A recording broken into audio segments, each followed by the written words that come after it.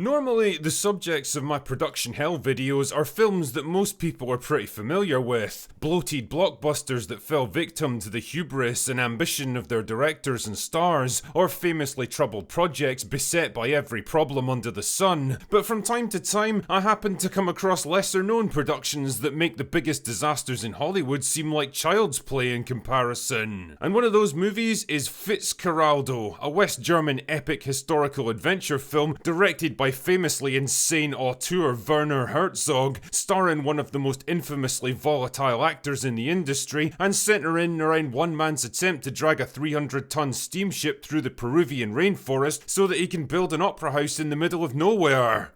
Okay, sure. Not only did its production include the usual chaotic hirings and firings, technical and logistical nightmares, financial disasters, tyrannical directors and clashing personalities on set, but it actually graduated into physical fights, stabbings, accidental deaths, people chainsawing their own limbs off, and plots to murder the very star of the film. In short, it's perfect fodder for another episode of Production Hell. The movie was inspired by the real-life story of Carlos Fitzcarraldo, a 19th century business tycoon who transported a 30-ton steamship through the Peruvian rainforest to establish a new trading route that opened up big areas of the country. You're boring everybody! For whatever reason, German filmmaker Werner Herzog decided that he really wanted to make a movie about the man's accomplishment, intending to produce and direct the movie by himself. I mean, he definitely took a few liberties with the story, that's for sure. The real Fitzcarraldo was changed to an Irishman named Fitzgerald, and instead of opening up a new trade route, Fitzgerald became a batshit crazy music lover who dreams of building an opera house in the city of Iquitos. And instead of going the long way round, he decides to just drag his 300-ton ship over a mountain that's standing in the way, using local tribesmen to do most of the heavy work.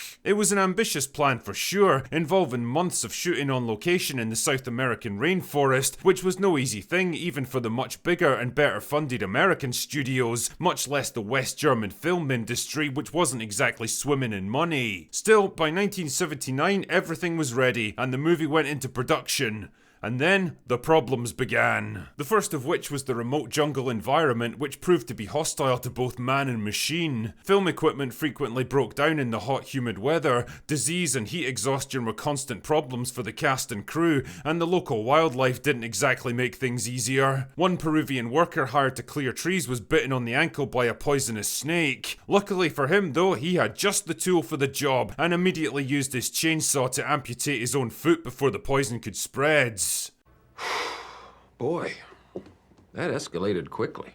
Apparently though, Herzog was impressed by his quick thinking and commented later, "It was a good decision. He lived." The region was also experiencing one of the driest periods in years, and the water level of the river dropped so low that the ship ended up stranded on a sandbar for months, delaying the production while they waited for the water level to rise again. By the time they were able to get it moving again, the worst rainy season in living memory was upon them, which added to the misery and danger of the shoot. I mean, you can kind of tell from this interview that Herzog wasn't exactly having the time of his life in the jungle. The trees here are in misery and the birds are in misery. I don't think they sing, they just screech in pain. The weather also caused lots of problems for transportation. Not one, but two planes ferrying crew and equipment to the set crashed in the jungle, leaving 5 people with major injuries and one of them permanently paralysed. The plan to winch a 300-ton steamship over a mountain wasn't going too well either. The Brazilian engineer in charge of the operation resigned after telling Herzog there was a greater than 50% chance that the cables holding it in place would snap and the whole thing would roll back down the hill, killing anyone in its path. But apparently Herzog was like, "Nah, it'll be fine," and just went ahead with it anyway. Not a great plan.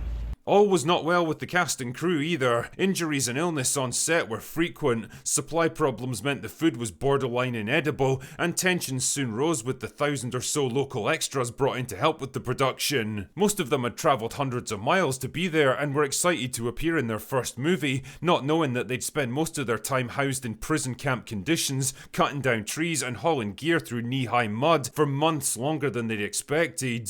The cheap local beer they relied on to keep the extras amused soon ran out, and the only form of entertainment were games of football, until the unthinkable happened. The ball burst. Son of a...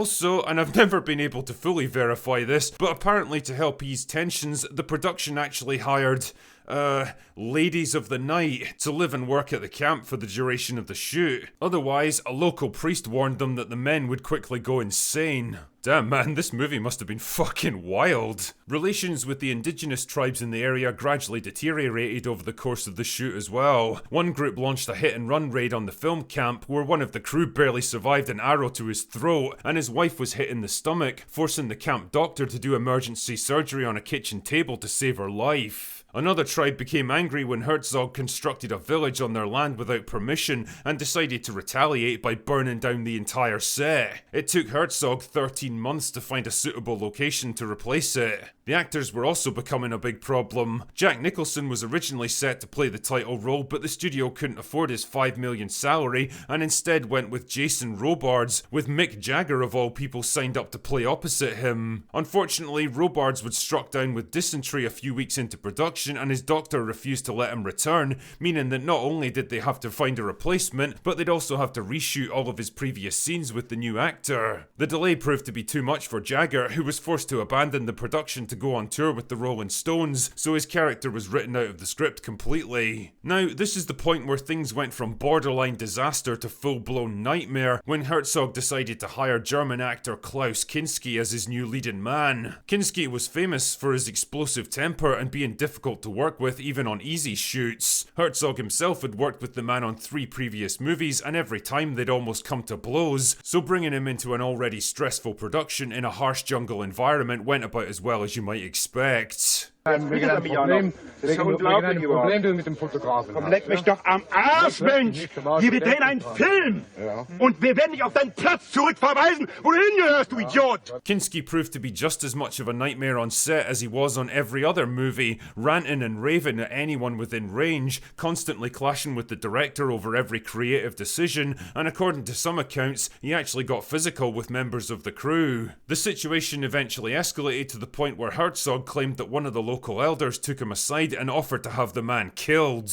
Herzog replied that they couldn't kill him yet because he needed Kinski for the rest of the film and actually ended up playing up the tensions for the movie itself. The scenes where the natives look like they want to kill Kinski aren't acting, they really did want to lynch the guy. Filming finally wrapped at the end of 1981, 2 years after production began, with a cast and crew that were exhausted, sick, injured, and probably thoroughly tired of shooting in rainforests. The movie released in March the following year to decent reviews, although it eventually went on to achieve a kind of cult status as people learn more about its horribly troubled production. And honestly, when you think about the endless problems, disasters, and conflicts, many of them self-inflicted, that were involved in the making of this thing, it's nothing short of a miracle that this film even got finished. Werner Herzog has always been a director willing to take risks and push himself and his crew to breaking point, and you've got to respect that kind of artistic commitment, but you also have to ask yourself, was the finished product really worth it?